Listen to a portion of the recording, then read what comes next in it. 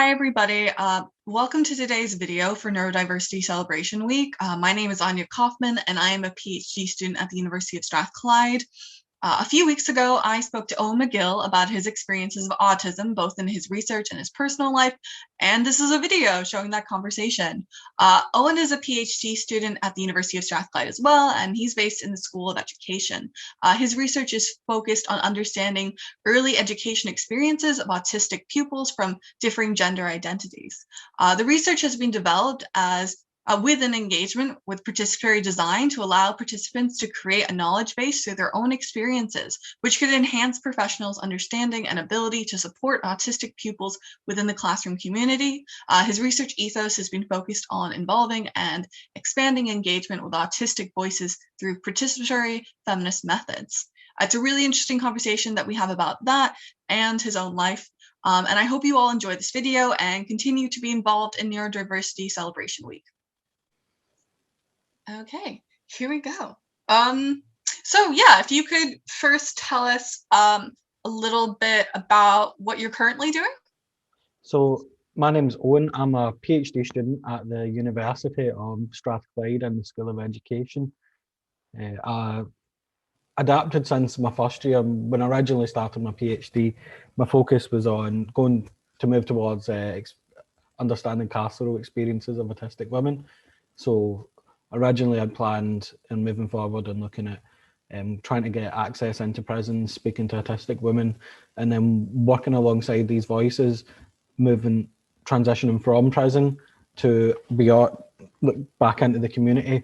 There's a lot of people who've been in and out of my life who've had those experiences who are neurotypical, and it's been extremely hard on them. So that was something that I really wanted to look into, but as is sort of customary with PhD experiences, there was far too much red tape at that point with regards to timelines and just construction, gaining access, etc.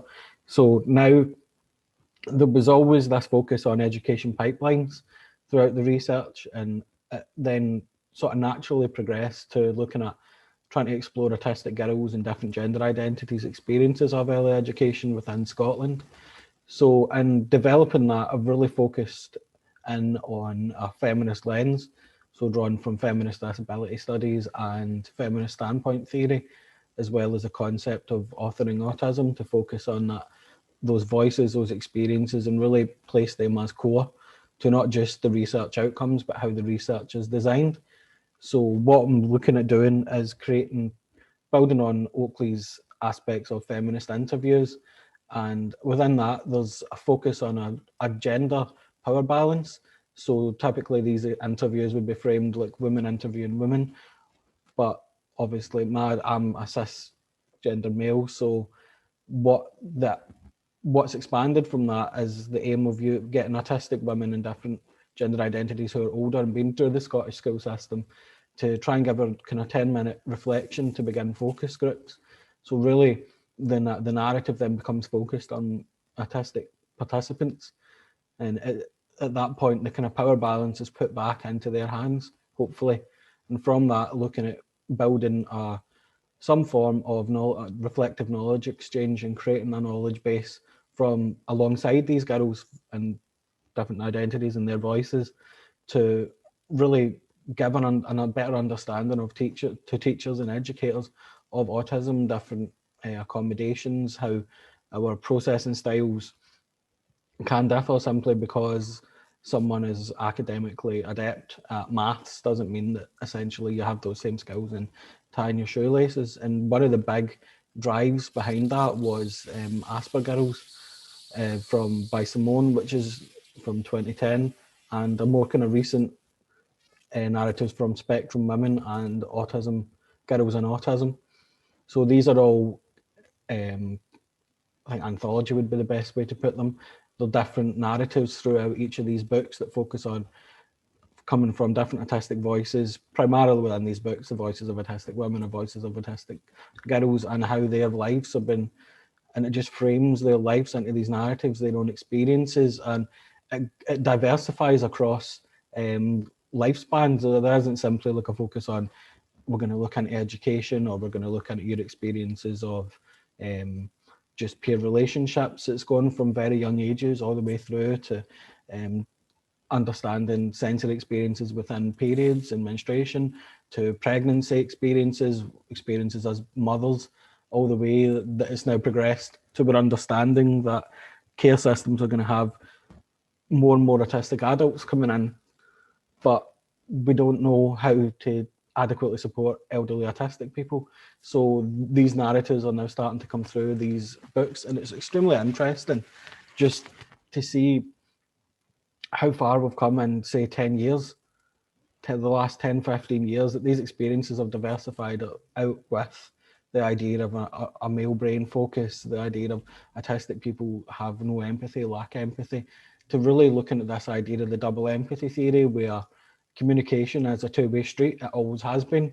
But when it comes to autistic people, it was typically framed as, well, we do not understand. So your communication doesn't work, ours does. But now it's looking, there was research come out of Edinburgh University as well by Catherine Crompton, and she investigated the ways that neurodivergent individuals communicate, and there's a different degrees of communication, levels of communication within that. So those barriers that have been seen for years as to autistic people actually don't exist when neurodivergent communities are communicating with each other in comparison to neurodivergent across the neurotypical. So there's this big movement at the moment that's really focusing in on life experiences and just how diverse these are compared to where research has typically in the past placed them. So it's going to be really interesting just to see how these narratives, how these voices can then help to develop a knowledge base for teachers to better understand, because the development of this research has come from two core systematic literature reviews, and one of the core ones when we looked at autistic girls' experiences of education was the importance of an understanding teacher, someone who was able to engage and understand and be empathic.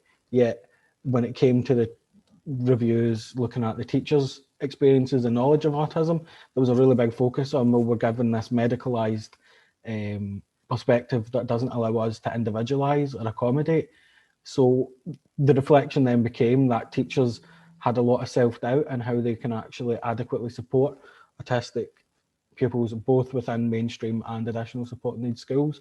So the aim and the hope from this research is that we can start bridging that gap through autistic voices, rather than just having research interpret these voices thematically and say, well, this is. So it's really focusing on, well, these are our experiences. We're going to explain this to you through however we decide, working alongside these girls, however they're comfortable, to frame this knowledge exchange, and hopefully we then have something to build from to just support and continue knowledge development. Wow, that sounds really great. That's a lot of information there. No, that's so good. I mean, I really love that, the idea of being able to like reframe the question, not the question, but reframe the people's understandings of experiences of autism. And really just like you were saying, taking like a feminist theory perspective, and really just bringing it back to people and giving them, or not giving them a voice, but like giving them a platform for their voice, rather. Yeah.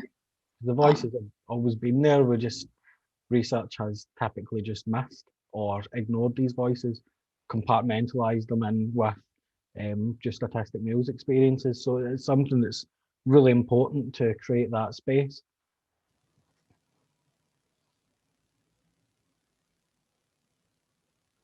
That's why I'm muted.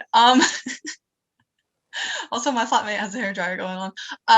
But yeah, I was just saying, could you talk a little bit more explicitly about like that research that's been done about communication between people who are neurodivergent, and how that's different from neurotypical communication?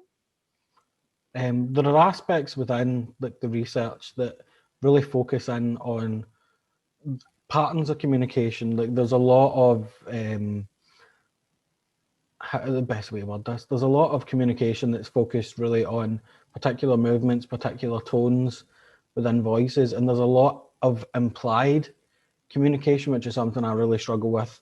There's a lot of things that people can imply without saying, and it's very easy to miss. Like that was part of the original framing of my own research, with wanting to look into prison culture, is that there's an entirely different culture within those walls, and if we're struggling outside of those four walls to understand neurotypical communication, of being autistic and then ending up in essentially another culture where it can be far more ruthless. There's this need to build an understanding. So the work from Edinburgh, it's not to put too much pressure on it, but it is revolutionising how we're understanding the autistic communication from autistic lens. Yeah, no, that sounds really great. Yeah, I'll be really interested to see how that continues over the next few years and how the research develops. Can we talk a little bit more about like your own experiences being autistic, and just sort of like, was it something evident as when you were a child, or like something that people picked up on more, rather, and just how that worked for you?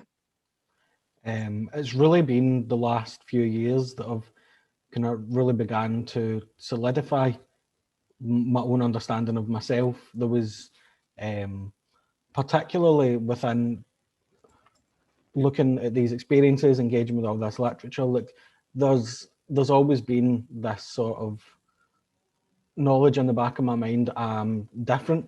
The same has always been the same for my younger brother. Don't know how happy he'd be with me saying something along those lines, but there's always been that difference, and always been, and it was just in our house. It was just accepted. It was how we are. So there was never any need or any want for labels, etc. at that point, as we were younger. Looking back recently, one of my supervisors had basically said that if you're going to work alongside feminist theory, you're going to work alongside feminist standpoint theory, you need to give your position in the research. Like, while my background at that point was more from a psychology aspect, or looking at a psychological aspect, so there was always this talk about like, how am I not putting bias in this, how am I not putting bias in that, but my supervisor said, look at it from an aspect of how you're positioned rather than bias, because feminist writers would argue that there is no bias, it's how you are positioned that influences how you then look. And through that, I spent a lot of time looking back at my own experiences in education, and speaking to family members, especially because my memory of those times is a bit kind of jaded. And it really just became more apparent that these things that was being told was just bad behaviour or tantrums, where what I now experience as and recognise as sensory overloads and meltdowns. So I used to shut down consistently as a child when I was in overload, and unfortunately throughout my teenage years I coped with the sensory aspects through alcohol. So everyone would, the group of people I was with, we would always go out drinking at the weekend. So those social aspects became masked, because in classrooms I could sit and be quiet and focus in on myself, whereas when I was out being social, there was something to remove that barrier. So my stimming then became, oh, he's just a bit weird when he's drinking, sort of thing. So there was a lot of self-reflection over the last 4 or 5 years that have really kind of built that up, my own understanding as well. I've been working in autism specific services, and just being in autistic spaces and talking to different people has kind of helped solidify that in my head, that there is a reason, and there is a part of who I am. I mean, do you find that like being able to like join the wider community of neurodivergent people has been like a helpful experience for you, especially in regards to the self-reflection? Definitely, I've found these spaces to be far more welcoming, and it's that idea that's always said that once you find your tribe, you know it. And the level of comfort I've felt, and just that level of understanding of self, has lifted such a massive amount of pressure and anxiety off like my shoulders, if that makes sense. Yeah, no, it makes perfect sense, to be honest. That's actually, I mean, from a personal bug there, that's why I find it so almost distressing that so many people go their entire lives or most of their lives without being diagnosed, because it means that they aren't able to, realize that they're meant to be looking out for these other people who share these similar characteristics. And like when it comes down to like the basics of being able to properly communicate, or not properly, but like effectively communicate with other people, and when you can't do that with some certain types of people but you can with others, Yeah, it really can make such a difference to someone's well-being. yeah, it does. There's those elements of ever since I've been able to, my past experiences with work, where my days were set out, there was far less anxiety for me when I worked in kitchens, because everything was set out from the get-go. There was a list in the morning of everything that was done. You knew how many people were coming in for lunch, you knew how many people were coming in for dinner, so my days were structured. And that was probably one of the most stressful jobs I've ever done, but it was also one of the calmer times in my life, which is almost sounds counterproductive to say, but it was, yeah, looking back, it's completely bizarre, but makes sense as to why. Yeah, no, I get what you mean as well. Just knowing how your day is going to be structured is so much more helpful in a lot of situations. Um, yeah. Um, so looking at neurodiversity or neurodivergence, how has it been helpful in your life, or been something that you valued in certain spectrums? I imagine in your research it's been like quite useful to be autistic because you can relate better to your participants. Yeah. But are there other areas, just in like work or social life or anything like that? I think with looking at the kind of research aspects, there's definitely a focus there of if these are my experiences, so why should anyone have to go through the same education as a system? Completely, not completely, sorry, adapts very quickly. There's always consistent new research, but it's those understandings that we need to really kind of get to grips with. So I think in terms of research aspects, there's so much that I can engage with and see in myself that it's really pushing me forward, and it's something that's becoming like a passion within it. So it's something that I can engage with consistently, and this aspect of consistent new learning, consistently seeing these different patterns, the different voices and the different experiences.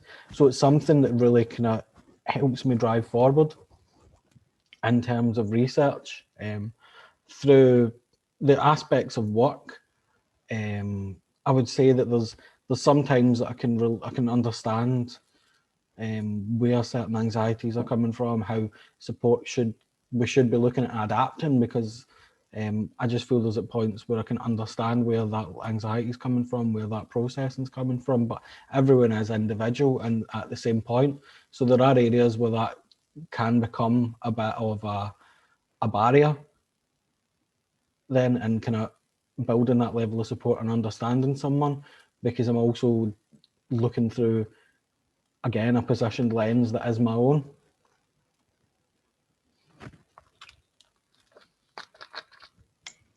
Yeah, okay. Is that what you were meaning? I don't know, actually. Maybe. I don't know. I was kind of like, I think No, it's all right. Sometimes I have hard time following what people are saying. So sometimes I don't know if it's me or not. Um, but yeah, so are there aspects of it that you like, or that you think have been useful? So you're saying like because you're more removed from things, you can perhaps like identify certain things better, like patterns, or I think depending on where I am in terms of processing, I don't have to be entirely focused in on someone like full kind of what they would refer to as full body listening. One of the great things that I've found throughout my life is that when I become really focused in on a conversation, I can recall a lot easier because I get subtitles of what the person's saying, and rather than looking at like what's it's difficult to describe because those subtitles essentially become how my brain logs the conversation. So I'm easier then I can draw from that easier than something that was written or something that I've read. It's really kind of it's difficult to describe, but I just find that to be extremely helpful, and it really lets me know when I'm completely engaged with something. Other aspects can relate to, and I don't know how much this kind of falls into what you're asking, but there are times, and one of the things that reflecting back on is at the end of the day, depending at the moment, it's fine because I'm seeing very few faces, but at the end of the day, my brain has to consistently go through the faces I've seen throughout the day, which as a child I found extremely distressing, and it would stop me from sleeping until my brain had completely processed through this. So there are aspects through that kind of long-term processing that I've learned to deal with. Yeah, I get that. I mean, how have you found lockdown with everything? Has it been helpful or just challenging in different ways? Well, my workload in terms of actual work outside of studying and outside of my PhD increased because I'm within social care. So adding into that, like so my son has been getting homeschooled or he's been off for such a long period of time, and my partner's been off as well. That space that I would have during the day when my son would be at school from like 9 in the morning till 3 in the afternoon, that that went, and then the times I would have then at night, where if he was when he was in his bed and sleeping for like hopefully 8 o'clock, I would then have that time until my partner was home from work about midnight. But that completely gone. So that took months for me just to even get into a kind of a system. And I found that at that point I was dealing with things really, really poorly. It was taking days at a time to get any kind of research done or any writing done, any reading done when I wasn't working, because that the day was just completely a day to day just became almost like a kind of mashed up experience, because every day would then have to be a bit different, and there wouldn't be so much, I wouldn't be able to plan out what was going on because I didn't want to then leave my son in a state where he had to sit and wait and work that around me, because there's this kind of family unit as well. So I think lockdowns put a lot of things in perspective, and towards the end, or as we're coming towards the end, as we're getting a bit of normalcy back, I'm finding that I'm able to give better concentration around distractions. I'm able to kind of like frame in, and it's really pushed me to organise my time so much better, because there are going to be days where it's a complete struggle and I'm going to be able to get absolutely nothing done. So there is that advance in myself. So it has been very up and down. And I think that's pretty much the same for everyone. Yeah, no, I totally agree. It's gonna be funny when we're all back, in the office eventually. Knock on wood.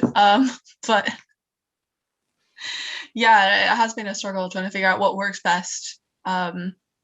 Especially when you're saying that it's not quite the same than for everybody else, because there's all these different sort of demands, both externally and internally, that are going on. So do you want to go a little bit into like perhaps maybe what's not great about neurodivergence and how you deal with it? If you're not comfortable with that, that's also fine. It's just no, I just need a wee minute to think. All right, that's okay. Don't worry. I don't know how to describe it. I know what I'm trying to say, but it's doing that in a way that's kind of not just the way how it sounds in my head kind of thing.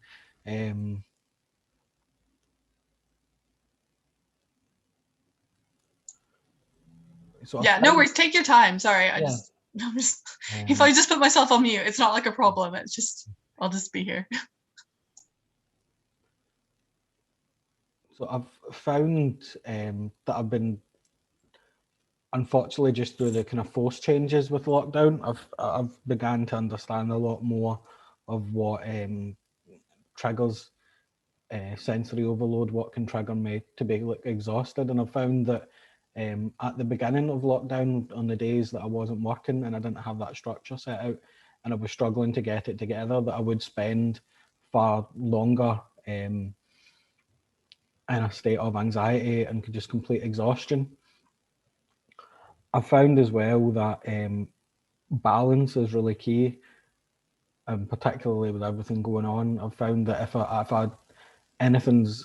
if it's off balance or there's no kind of counterbalance to like having that kind of recuperation and just processing through how my day's been, that it is a complete day or two of exhaustion following those periods, particularly in regards to days where I'm fitting in 4 or 5 different things and aspects from like work, uni, engaging with that family time as well, and just making sure that my son's in that kind of positive state. So yeah, I think just the way that found I'm reacting to sensory stimulus, particularly audio and visual at the moment, puts me very quickly into overload.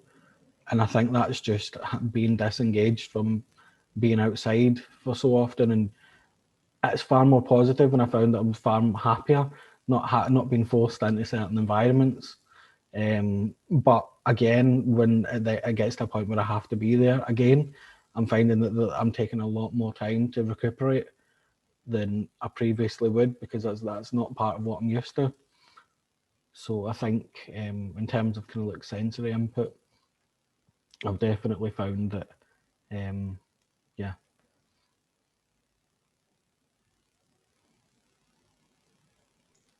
Yeah. That last wee bit got away from me. No, that's all right. Don't worry. I started trails of thoughts that I can never finish all the time.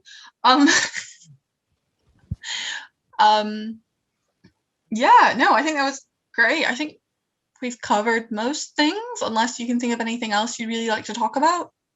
It wouldn't be relevant. It would just be random stuff more than likely.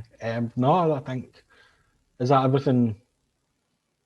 Like, I know I have a tendency when I'm talking to get kind of jittery, etc. So I think so, because we said it'd be generally your experiences. So you talked a little bit about, how it was when you were a kid and how you've been reflecting on it now. And then what you've currently been doing, and a bit about your research. And then I think in that bit we also did talk a lot about, or you spoke a lot rather more about changing the discourse, and how your research is sort of aiming to do that. Yeah, I think there's a lot within that as well, just that currently needs to be done. We still have this massive tragedy narrative around someone who's diagnosed neurodivergent in childhood. We still known people that either are currently students at university whose children are being diagnosed, or out with kind of closer family units and family friends. There's still that narrative of look, I'm so sorry, look, this has happened to you around it, which I've never understood even as a child, because there was always that someone's still a person, they're still there, you've not lost anyone. And I guess that comes down to as well just how it's framed, how neurodivergency can be framed in broader context, can give this idea of like, oh, you've lost that engagement with your child, or like you're never going to have a normal life, which these things aren't necessarily true. It's building from such a young age and ensuring that those support networks are there, the accommodations are there, and people are given the space to thrive and not be forced into being someone they're not.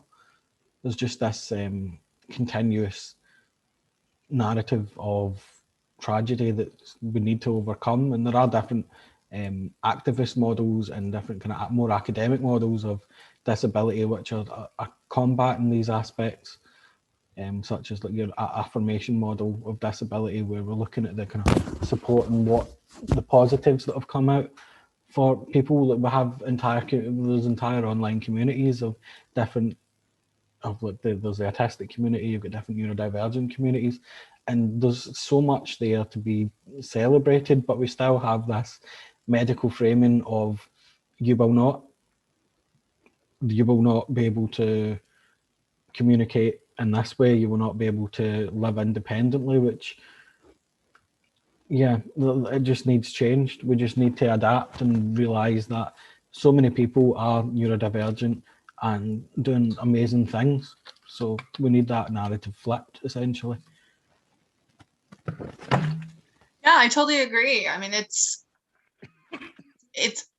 I guess it just shows like how prevalent the narrative has been and how like pervasive, is that the right word? Yeah, how pervasive it's been like over the last, I guess, since forever, I suppose, how negative it's been. And it is really hard to overcome that. But I think, you know, research like the research you're doing is really helpful to try and change that narrative. Yeah.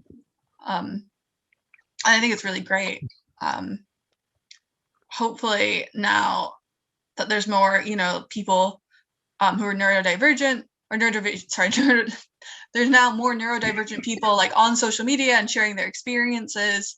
It becomes a lot easier for neurotypical people to see that and to maybe understand more that, you know, we're relatively like them. We're not entirely like them. So I guess we've spoken about everything.